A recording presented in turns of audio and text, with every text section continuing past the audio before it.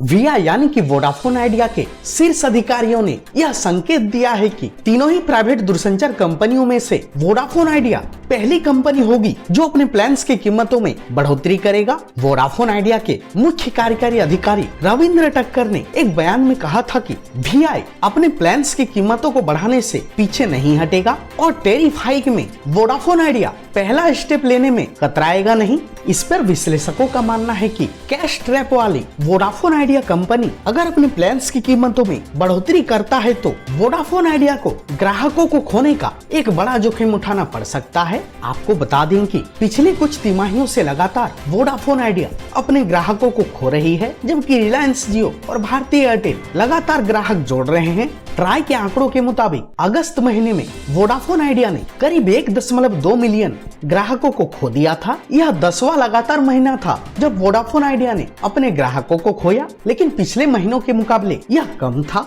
हालांकि Vodafone idea और Bharti Airtel दोनों ही कंपनियों का मानना है कि वर्तमान समय में चल रही डेटा और कॉल की कीमतें सस्टेनेबल नहीं है। कंपनियों को अपना ARPU पहले 200 रुपये और धीरे धीरे 300 रुपये करना होगा। इसके लिए दोनों ही कंपनियों को टैरिफ हाइक करने की जरूरत है। हाल ही में भारती एयरटेल के चेयरमैन सुनील मित्तल ने कहा है कि भारत में टैरिफ दरें सस्टेनेबल नहीं है, इन दरों को बढ़ाने की आवश्यकता है, न केवल हम इंडिविजुअल्स कंपनियों के लिए बल्कि पूरे दूरसंचार क्षेत्र के भविष्य के लिए। हम सभी जानते हैं कि वोडाफोन आइडिया और एयरटेल को टैरिफ हाइक की आवश्यकता है। हमें नेटवर्क का विस्तार, फाइबर बिछाने, 5G रोल आउट और 5G स्पेक्ट्रम खरीदने में कैश की आवश्यकता है, जिस कारणवश हमें टैरिफ हाइक करना जरूरी है। सुनील मित्तल ने यह भी कहा है कि टैरिफ हाइक करने के बाद एफोर्डेबिलिटी चिंता का विषय नहीं होगा, क्योंकि मौजूदा दरें इनपुट लागत से नीचे हैं। हालांकि एनालिस्टों का यह भी मानना है कि वोडाफोन आइडिया सिर्फ कुछ सर्किलों में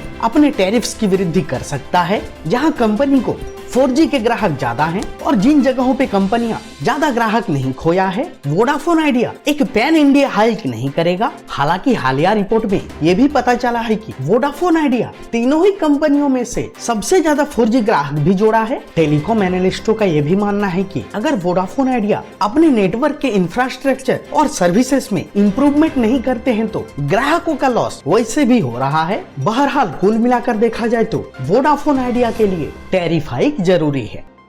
टेलीकॉम न्यूज की रिपोर्ट।